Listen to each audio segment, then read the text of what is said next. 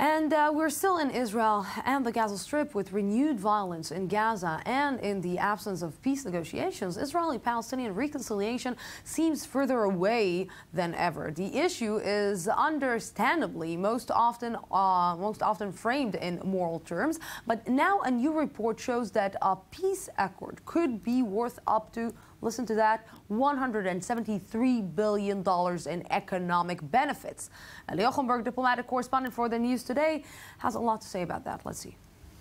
If moral, diplomatic and cultural incentives were not enough to solve the Israeli-Palestinian conflict, a new study suggests another very good reason to end the long-standing feud.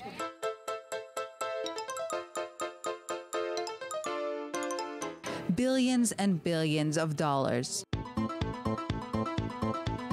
According to a RAND Corporation study, a peace agreement would be worth no less than $123 billion to the Israeli economy over the first 10 years, whereas Palestinians would be in store for a $50 billion windfall. In terms of monthly per capita income, the Palestinians would see an expected 36% rise, whereas 5% growth is predicted for Israelis. The study looked into 5 different scenarios: a two-state solution, a coordinated unilateral withdrawal, an uncoordinated unilateral withdrawal, non-violent resistance, and a violent uprising. The results were unequivocal. The economic benefits to both sides vary greatly based on their levels of cooperation. For example, in the case of another violent uprising, per capita gross domestic product would fall by 46% in the West Bank and Gaza, and by 10% in Israel by 2024. The Israeli economy alone would face a loss of about $250 billion in economic opportunities. The effect of an Israeli withdrawal from the West Bank also depends on the level of coordination. If coordinated with both the Palestinians and the international community, the effect on the Israeli economy would be almost irrelevant, while the Palestinians would gain about $8 billion over a decade.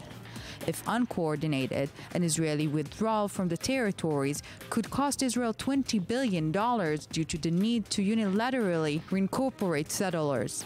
In the case of non-violent resistance, mainly comprising existing international economic pressure and call to boycott Israel, an $80 billion loss for Israelis is expected, with the Palestinians suffering as well, to the tune of $12 billion. The bottom line is very simple: the absence of peace is costly. And right now with me is Ellie Hochenberg here in the studio. I love your reports. Yes, a harsh message, but a nice tune. $173 billion, a lot of money. An insane number. And you know what it reminded me? You know these cigarette packs that mainly in Thailand with pictures of ill lungs and falling teeth on top of them, Yeah. really blunt image. It's not making me not smoke. Exactly, and you're not alone.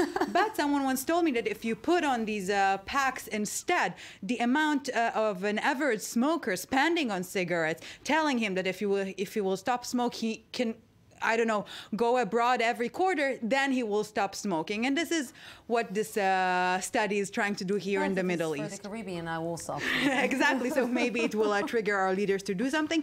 No, but the Iran team is currently here presenting these results to both Israeli and Palestinian leaders, and they're insisting that they're not advocating peace, God forbid, but just, you know, laying down the facts. But a very interesting finding, Lucy, is that even if a two-state solution will be reached, the security expenses will not change whatsoever. And moreover, the American aid to Israel will not change as well. And we're talking about $118 billion, not including classified programs. And but let me just think before we're finishing, none of the sides are running into the table. No, they're saying it's a nice study with eye-catching headlines, but peace is much more difficult than, you know, the most difficult mathematical equation. $178 million. Just lots of shoes. Lots of shoes. A lot of shoes. Ellie Hochenberg, thank you very much for this. Maybe I will wait for my knight shining armor. 2 minutes and I'll be back.